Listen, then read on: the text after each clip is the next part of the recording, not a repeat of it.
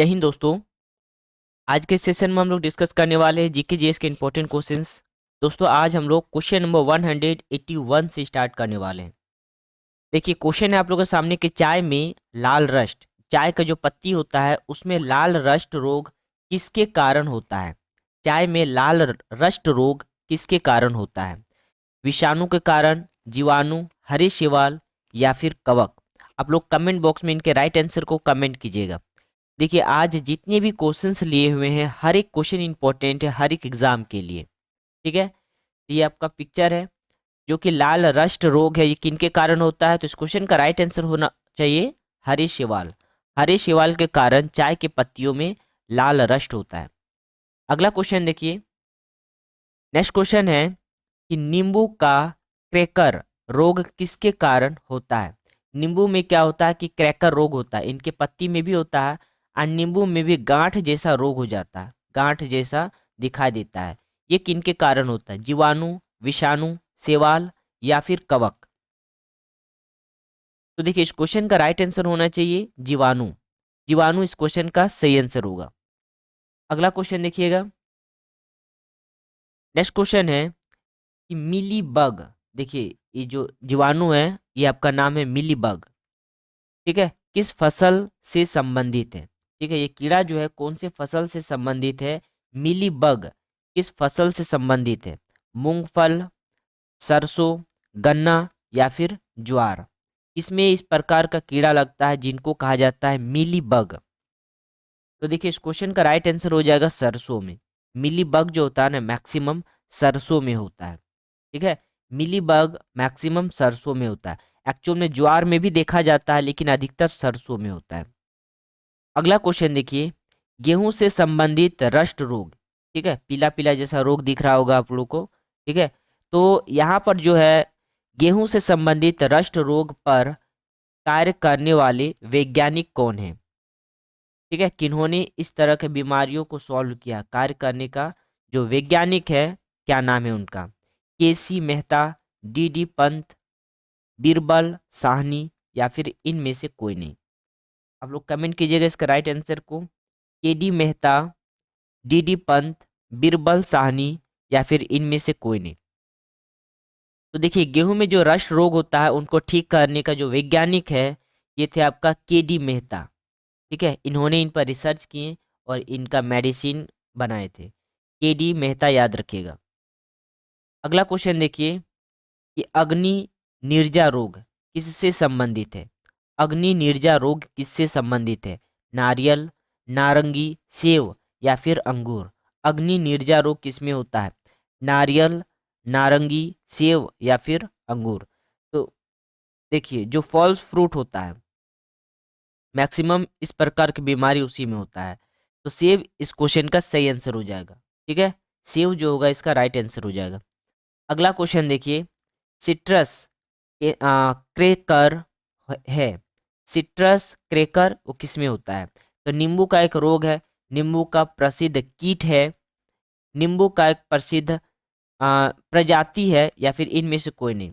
नींबू का रोग है, ये प्रसिद्ध कीट है, प्रजाति है या फिर इनमें से कोई नहीं। तो सिट्रस केकर देखा जाए तो एक प्रकार का रोग है जो कि नींबुओं में होता है। ठीक है, सिट्रस क्रेंकर नींबुओं में होने वाले रोग है। अगला क्वेश्चन देखिए, नेक्स्ट वन, आलू में ब्लैक हार्ट का कारक कौन है? आलू में जो ब्लैक हार्ट होता है उनका कारक कौन है? ऑक्सीजन की कमी, पोटेशियम की कमी, बोरोन की कमी या फिर तांबे की कमी। ऑक्सीजन का कमी, पोटेशियम का कमी, बोरोन की कमी या फिर तांबे का कमी। तो देखिए इस क्वेश्चन का राइट आंसर होना चाहिए ऑक्सीजन की कमी। ऑप्शन नंबर ए इस क्वेश्चन का सही आंसर होगा। ठीक है, ऑक्सीजन की कमी के कारण ही आलू में ब्लैक हार्ट नाम का डिजीज होता है। ठीक है ना, ब्लैक हार्ट नाम का डिजीज जो है आपका ऑक्सीजन की कमी के कारण होता है। अगला क्वेश्चन देखिए, नेक्स्ट वन, कि पादपों में बना खाद्य पदार्थ पौधे के विभिन्न अंगों में किसके द्वारा पहुंचता है? ठीक है, किसके द्वारा पहुंचता है? तो फ्लोएम टिश्यू के द्वारा, कार्टेक्स के द्वारा, जाइलम के द्वारा या फिर इनमें से कोई नहीं। तो देखिए अगर हम बात कर लेते हैं टिश्यू का, टिश्यू में जो प्लांट टिश्यू होता है उनका एक पार्ट है कॉम्प्लेक्स टिश्यू, ठीक है। एक होता है सिंपल टिश्यू, एक होता है कॉम्प्लेक्स टिश्यू। कॉम्प्लेक्स टिश्यू का भी दो टाइप होता है, ठीक है। कॉम्प्लेक्स टिश्यू का भी दो टाइप होता है। पहला होता है जाइलम और नेक्स्ट होता है फ्लोएम, ठीक है। तो जो जाइलम होता है वो जल और खनिज को जड़ से पत्तियों तक पहुंचाता है, और जो फ्लोएम टिश्यू होता है उनका काम है जितने भी स्टार्च के फॉर्म में भोजन बनता है by the process of photosynthesis, उस भोजन को पूरे बॉडी पार्ट में फैलाने का काम करता है। तो इस क्वेश्चन का राइट आंसर क्या हो जाएगा? फ्लोएम। ऑप्शन नंबर ए इस क्वेश्चन का सही आंसर होगा, फ्लोएम। अगला क्वेश्चन देखिए, नेक्स्ट वन, कि पादपों में जल तथा खनिज लवणों का संचालन किसके द्वारा होता है? ठीक है, इसको द्वारा कीजिएगा, किसके द्वारा होता है? तो अभी जस्ट इस क्वेश्चन को डिस्कस किए थे, जाइलम टिश्यू जो कि जड़ से जल और खनिज को पत्तियों तक पहुंचाने का काम करता, फ्लोएम टिश्यू, ठीक है। ये आपका फ्लोएम टिश्यू है। नेक्स्ट वन, अगला क्वेश्चन देखिए, कि डेसिबल, जिसको डीबी इनका शॉर्ट फॉर्म है, डेसिबल किसे नापने के लिए प्रयोग में लाया जाता है? डेसिबल किसे नापने के लिए प्रयोग में लाया जाता है? वायु के कण, पेशाब में शक्कर, वातावरण में ध्वनि, या फिर इनमें से कोई नहीं। तो देखिए, डेसिबल ध्वनि को मापने के लिए किया जाता है, तो वातावरण में जो भी साउंड है उनको मेजरमेंट करने के लिए डेसिबल का उपयोग किया जाता है। अगला क्वेश्चन देखिए, नेक्स्ट वन, वंशागति के अध्ययन से संबंधित जीव विज्ञान की शाखा क्या है?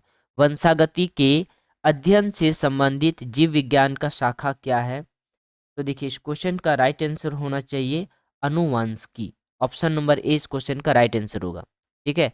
शारीरिक तो बॉडी से रिलेटेड होता है, कोशिका विज्ञान में सेल का अध्ययन किया जाता है, और कोशिका विज्ञान के जो जनक है उनको रॉबर्ट हुक कहा जाता है, जो कि 1665 में पहली बार कोशिका की खोज किया गया था, जो कि कॉर्क में, और वो था मृत कोशिका। क्लियर है?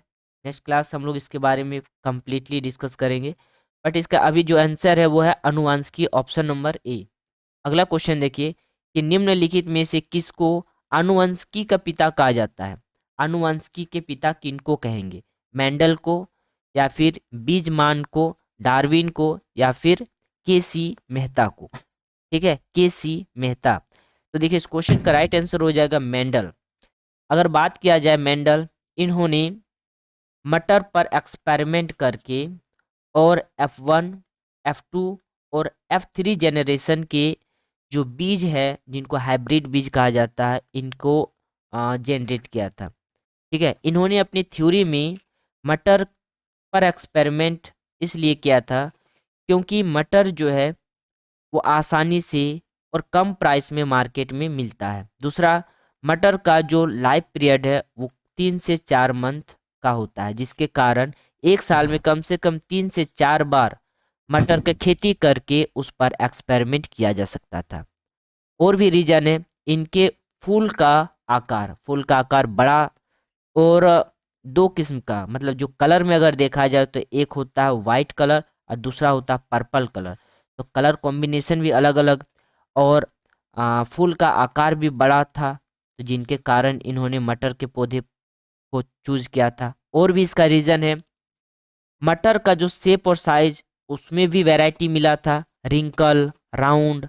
मटर का कलर भी था, एक येलो कलर, एक ग्रीन कलर, और फली में भी रिंकल और राउंड मिला था। तो ऐसे 7 या फिर 9 वैरायटीज के कारण इन्होंने मटर के पौधे को चुना अपने एक्सपेरिमेंट के तौर पर, और हाइब्रिड बीज का निर्माण किया था। तो मेंडल इस क्वेश्चन का राइट आंसर हो जाएगा। चलिए अगला क्वेश्चन, नेक्स्ट क्वेश्चन देख लेते हैं, कि जीन शब्द का प्रतिपादन किसने किया है? जीन शब्द का प्रतिपादन डी पंत ने, जोहानसन ने, मेंडल ने, या फिर डार्विन ने? जीन शब्द का प्रतिपादन, एक्चुअल में जीन किसको कहा जाता है? तो देखिए, डीएनए और आरएनए के कॉम्बिनेशन को ही जीन कहलाता है।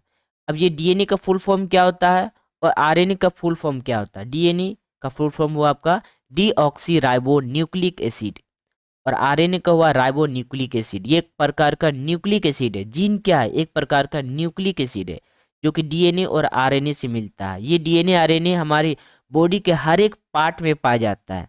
एक्चुअल में मैक्सिमम कहाँ पाया जाता है? सेल के केंद्रक में। सेल के केंद्रक में पाया जाता है क्रोमोसोम। ठीक है, क्रोमोसोम के अंदर में न्यूक्लियोसोम पाया जाता है। न्यूक्लियोसोम के अंदर में जो होता है आपका डीएनए होता है, इनको डीएनए कहेंगे। और डीएनए के अंदर में बेस पेयर होता है और उनके एक छोर को कहा जाता है आरएनए। और भी आगे देखिए, आरएनए देखा जाए तो आरएनए के अंदर में पाया जाता है messenger ribo nucleic acid mRNA. MRNA के अंदर में राइबोसोमल राइबो न्यूक्लिक एसिड मतलब आरआरएनए। और आरआरएनए के अंदर में टीआरएनए पाया जाता है। ठीक है ना, आरआरएनए के अंदर में क्या पाया जाता है? टीआरएनए। टीआरएनए क्लियर है? चलिए नेक्स्ट क्वेश्चन हम लोग कवर करते हैं। देखिए, इस क्वेश्चन का राइट आंसर होना चाहिए जोहानसन। ठीक है, जिन शब्द का प्रतिपादन किसने किया था? जोहानसन। ऑप्शन नंबर 20 क्वेश्चन का सही आंसर होगा जोहानसन। अगला क्वेश्चन देखिए, नेक्स्ट क्वेश्चन है कि जीन्स बने होते हैं, जीन किन से बने होते हैं? आरएनए, प्रोटीन, डीएनए और डीएनए और आरएनए दोनों। तो जस्ट अभी हम लोग कवर किए थे कि जीन जो होता है वो डीएनए और आरएनए दोनों से बना होता है। ठीक है, क्योंकि डीएनए के अंदर में ही आरएनए पाया जाता है।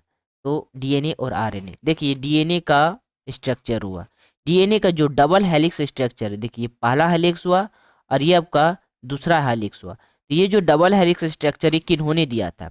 तो वॉटसन और क्रिक नाम का वैज्ञानिक, याद रखिएगा, वॉटसन और क्रिक नाम का वैज्ञानिक जिन्होंने डीएनए के डबल हेलिक्स स्ट्रक्चर को दिया था। डीएनए में 4 बेस पेयर होता है, इस चीज को याद रखिएगा। कौन कौन सा? A4 adenine, T4 thymine, G4 guanine और C4 साइटोसिन।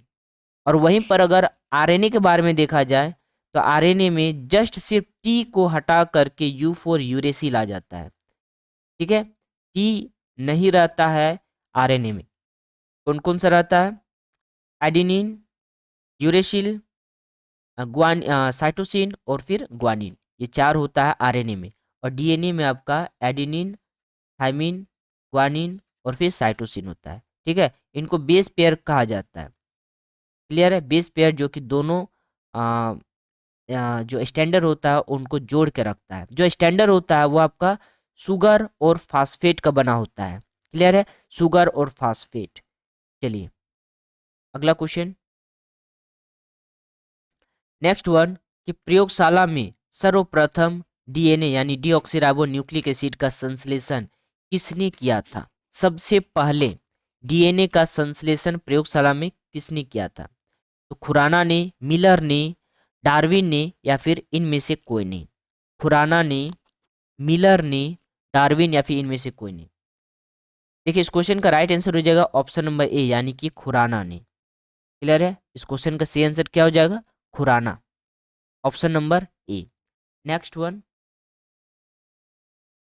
अगला क्वेश्चन देखिए कि किसके द्वारा आनुवंशिकता के विज्ञान को आनुवंशिकी कहा गया है? किसके द्वारा आनुवंशिकता के विज्ञान को आनुवंशिकी कहा गया है? वॉटसन के द्वारा, मुलर के द्वारा, मेंडल के द्वारा या फिर इनमें से कोई नहीं? देखिए, इस क्वेश्चन का राइट आंसर हो जाएगा वॉटसन।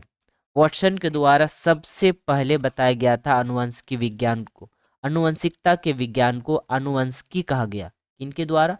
वॉटसन के द्वारा। ठीक है, अगला क्वेश्चन देखिए, नेक्स्ट वन, कि आनुवंशिकी उत्परिवर्तन होता है।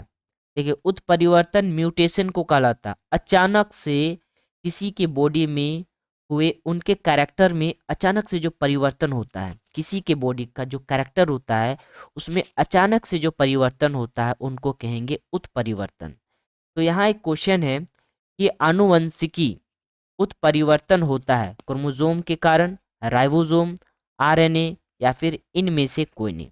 बताइएगा इस क्वेश्चन का राइट आंसर क्या होगा? देखिए, इस क्वेश्चन का राइट आंसर हो जाएगा आपका क्रोमोसोम। ठीक है, इस क्वेश्चन का राइट आंसर क्या हो जाएगा? क्रोमोसोम।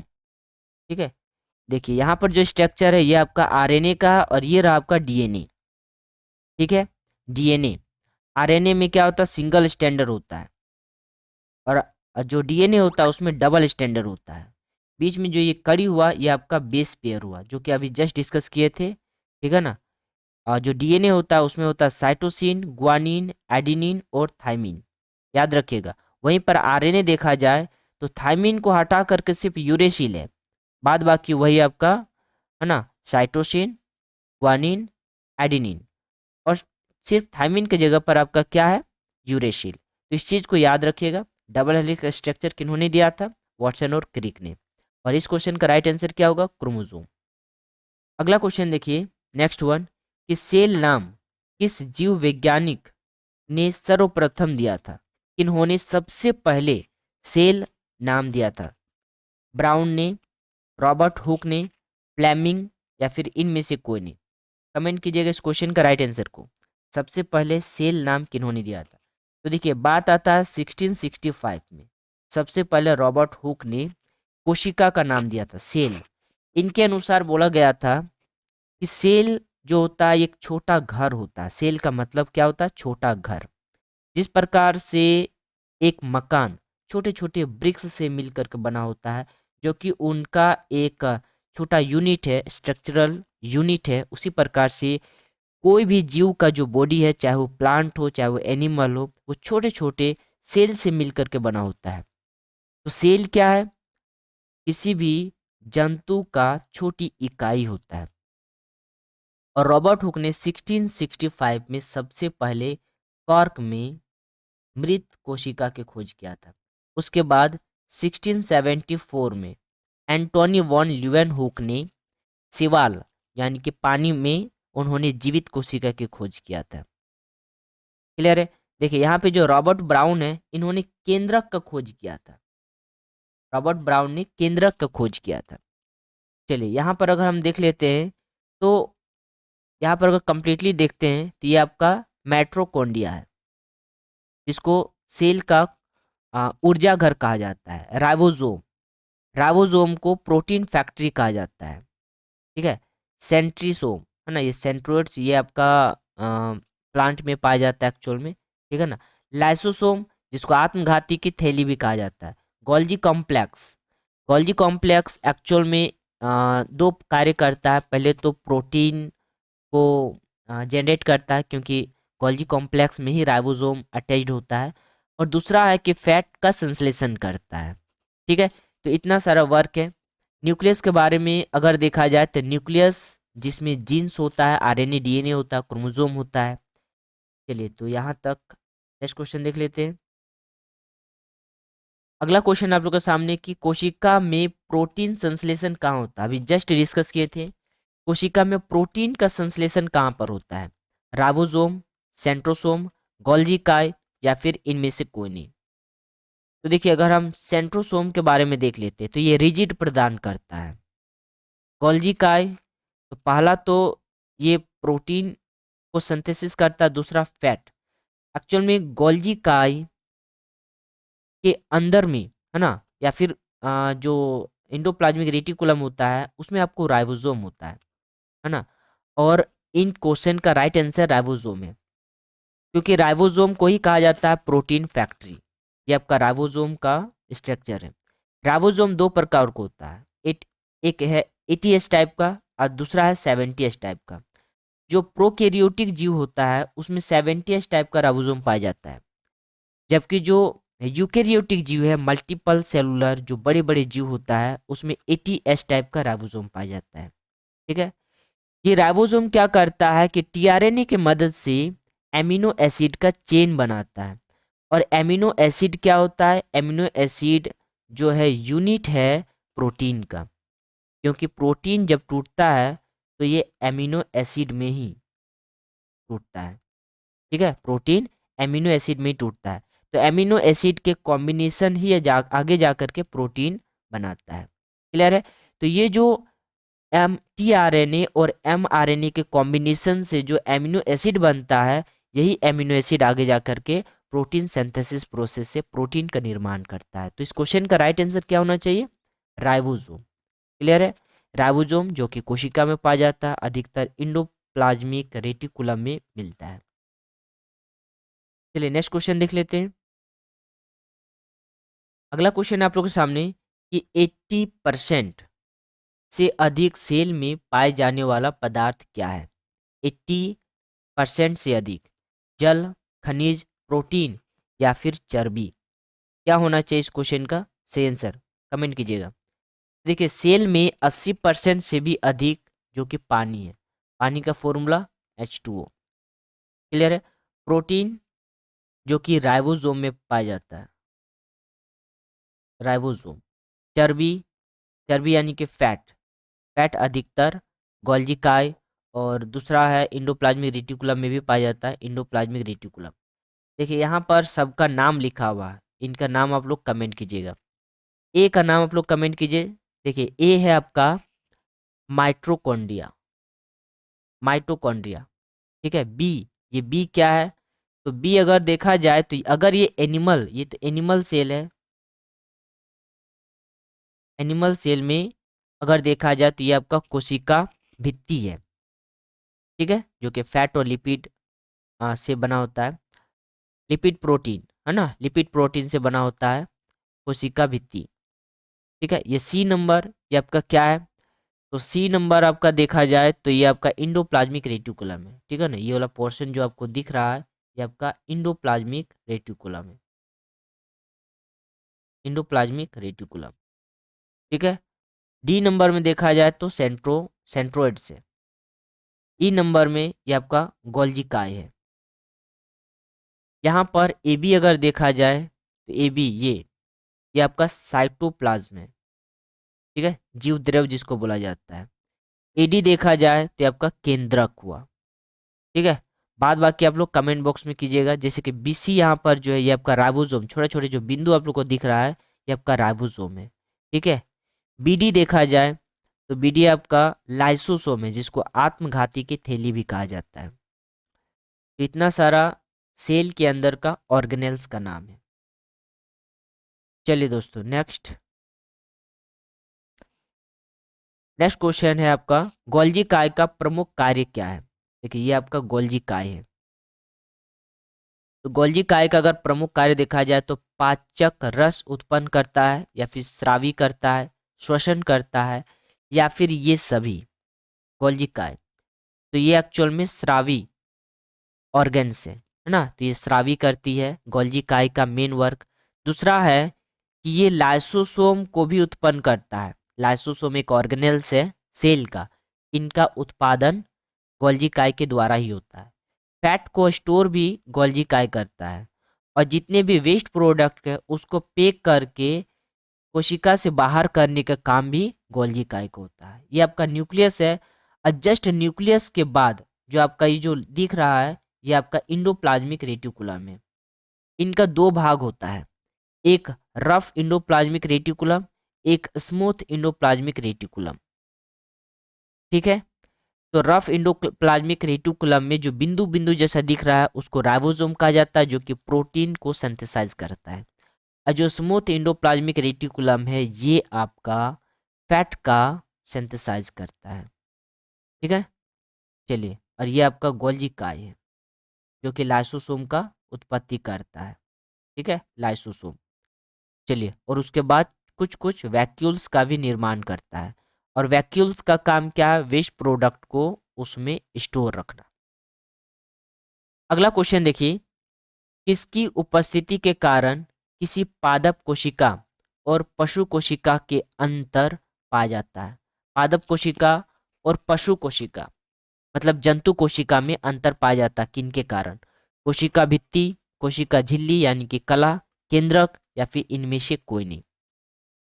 तो देखिए अगर कंप्लीटली देखा जाए तो जो जंतु कोशिका होता है, ए नंबर ये आपका जंतु कोशिका है और बी नंबर आपका पादप कोशिका है। जंतु कोशिका में सिंगल लेयर होता है जो कि लिपिड और प्रोटीन का बना होता है, जिसको कोशिका झिल्ली कहा जाता है। और जो पादप कोशिका होता है वो दोहरा लेयर होता है, नीचे वाला को कहा जाता है कोशिका झिल्ली और ऊपर वाला को कहा जाता है कोशिका भित्ति।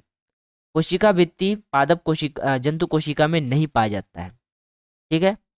देखिए कंप्लीटली समझिएगा, जंतु कोशिका में एक लेयर होता है जिसको कोशिका झिल्ली कहा जाता है, और ये लिपिड और प्रोटीन का बना होता है। जो पादप कोशिका होता है वो दो लेयर का बना होता है।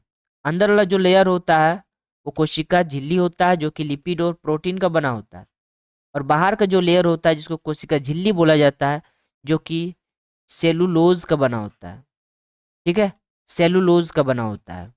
तो यही सेलुलोज का बना हुआ कोशिका झिल्ली के कारण ही पादप कोशिका जंतु कोशिका में अंतर पाया जाता है। तो इस क्वेश्चन का राइट आंसर क्या हो जाएगा?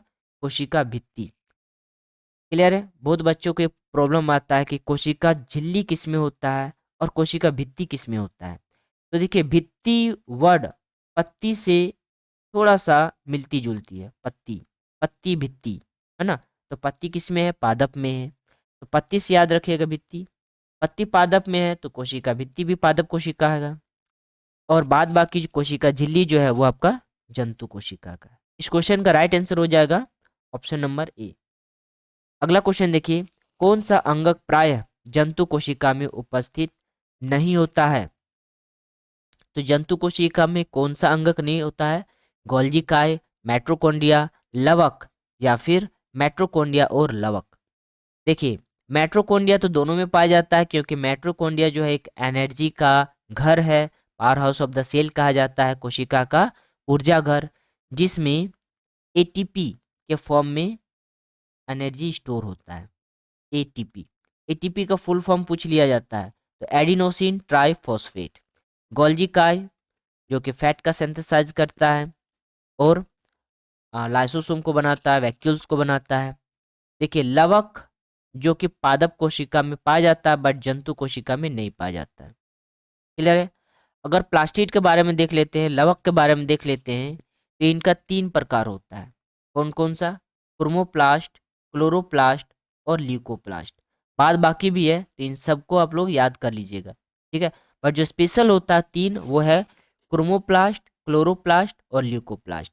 और यही क्लोरोप्लास्ट के कारण ही पेड़ पौधों में फोटोसिंथेसिस का प्रोसेस हो पाता है। तो इस क्वेश्चन का राइट आंसर क्या हो जाएगा? ऑप्शन नंबर सी, यानी कि लवक, जो कि जंतु कोशिका में नहीं पाया जाता है। अगला क्वेश्चन देखिए, नेक्स्ट वन कि निम्नलिखित में से कौन सा कोशिकांग डीएनए रखता है? मतलब कि कोशिका में तो डीएनए पाया जाता है केंद्रक में, बट कुछ ऐसा ऑर्गेन है उसके अंदर में भी डीएनए पाया जाता है, और वो आपका क्या है? माइटोकॉन्ड्रिया। ठीक है, माइटोकॉन्ड्रिया, जिसको जस्ट अभी बोले थे, यहाँ पे एटीपी के फॉर्म में एनर्जी स्टोर होता है। आप लोग कमेंट बॉक्स में कमेंट कीजिएगा एटीपी का फुल फॉर्म। देखिए पहला यहाँ पे एटीपी का सिंथेसाइज होता है।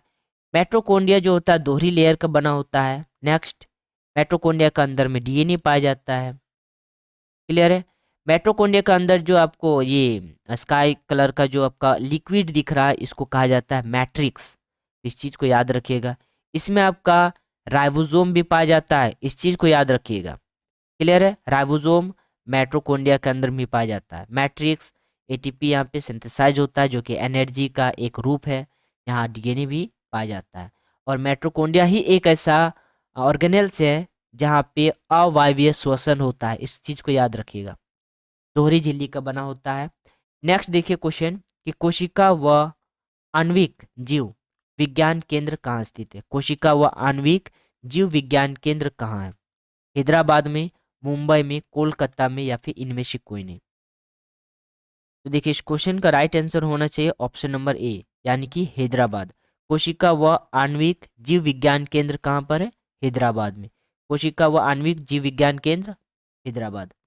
अगला क्वेश्चन देखिए, जीव द्रव जिसको साइटोप्लाज्म कहा जाता है शब्द का प्रयोग सर्वप्रथम किसने किया था? जीव द्रव शब्द का प्रयोग सबसे पहले किन्होंने किया था? रदरफोर्ड ने, हक्सले ने, पुरकिंजे ने, या फिर जॉन डॉल्टन ने? देखिए जॉन डॉल्टन अगर देखा जाए तो सबसे पहले इन्होंने पदार्थ को बांटा था।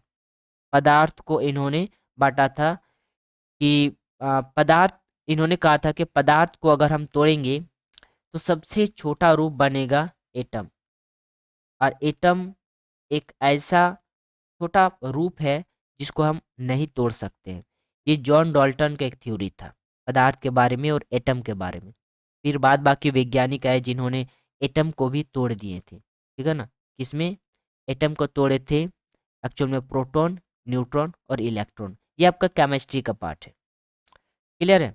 यहाँ पे अगर क्वेश्चन देखा जाए कि साइटोप्लाज्म शब्द का प्रयोग सबसे पहले किन्होंने किया था, तो पुरकिंजे याद रखिएगा, ऑप्शन नंबर सी, पुरकिंजे।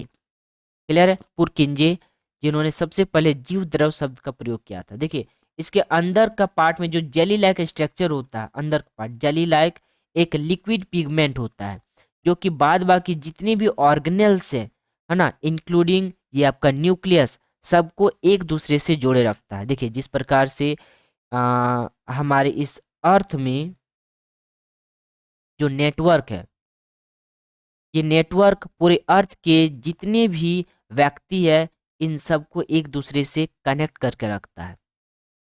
ठीक है, हम लोग हमेशा नेटवर्क के साथ कनेक्शन में रहते हैं, ताकि आसपास के या फिर हमारे देश में कोई भी घटना होता है, उस चीज़ को तुरंत हम लोग गेन कर लेते हैं।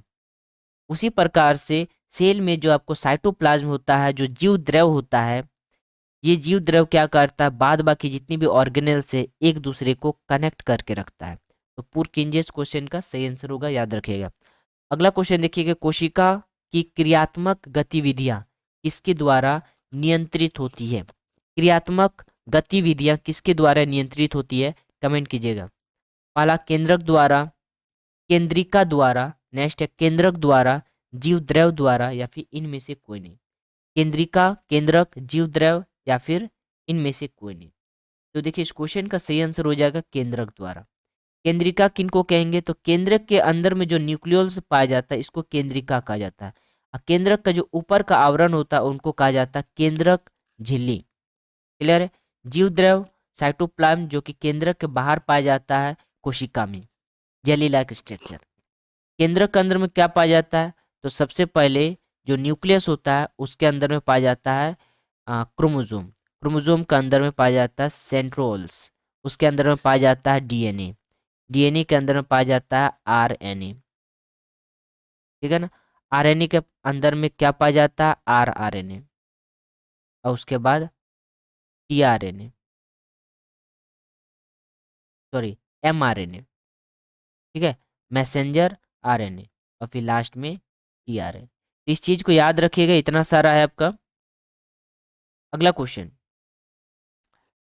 नेक्स्ट क्वेश्चन है कि जीव द्रव जीवन का भौतिक आधार है, यह किसका कथन है? जीव द्रव जीवन का भौतिक आधार है, यह किसका कथन है? हक्सले के द्वारा, लेमार्क के द्वारा, हेनरी के द्वारा, या फिर इनमें से कोई नहीं। तो देखिए इस क्वेश्चन का राइट आंसर हो जाएगा हक्सले। ऑप्शन नंबर ए इस क्वेश्चन का सही आंसर होगा। सेकंड लास्ट क्वेश्चन देखिए कि फूलों और बीजों को विभिन्न प्रकार के आकर्षक रंग प्रदान करता है, तो किनके द्वारा फूल या फिर बीज जो होता है वो कलरफुल होता है, अलग अलग कलर का होता है, आकर्षक कलर प्रदान करता है, किनके द्वारा? तो ल्यूकोप्लास्ट के कारण, टोनोप्लास्ट के कारण, क्रोमोप्लास्ट के कारण, या फिर इनमें से कोई नहीं। तो देखिए इस क्वेश्चन का राइट आंसर हो जाएगा क्रोमोप्लास्ट। क्रोमोप्लास्ट। देखिए सबसे पहला है क्लोरोप्लास्ट। क्लोरोप्लास्ट के कारण ही पेड़ पौधा ग्रीन कलर का होता है। पेड़ पौधे के जो पत्ती होता है, बाद बाकी जो पेड़ पौधा ग्रीन कलर का होता है, क्लोरोप्लास्ट के कारण। और जो क्रोमोप्लास्ट होता है, उनके कारण फूल और बीज, इनका अलग अलग कलर होता है। और एक होता है ल्यूकोप्लास्ट, जो इन दोनों को हेल्प करता है कलर कॉम्बिनेशन करवाने में। लास्ट क्वेश्चन देखिए आज का कि पत्तियों को हरा रंग प्रदान करता है किनके द्वारा? क्लोरोप्लास्ट, टोनोप्लास्ट, क्रोमोप्लास्ट, या फिर इनमें से कोई नहीं। तो देखिए इस क्वेश्चन का राइट आंसर हो जाएगा क्लोरोप्लास्ट। क्लोरोप्लास्ट। क्लोरोप्लास्ट के अंदर में क्या पाया जाता है? क्लोरोफिल। और क्लोरोफिल के कारण ही पेड़ पौधा फोटोसिंथेसिस प्रोसेस कर पाता है, जिनके द्वारा वो अपना भोजन स्टार्च के रूप में कर पाता है। तो दोस्तों आज के लिए इतना ही, मिलते हैं नेक्स्ट क्लास। Thank you.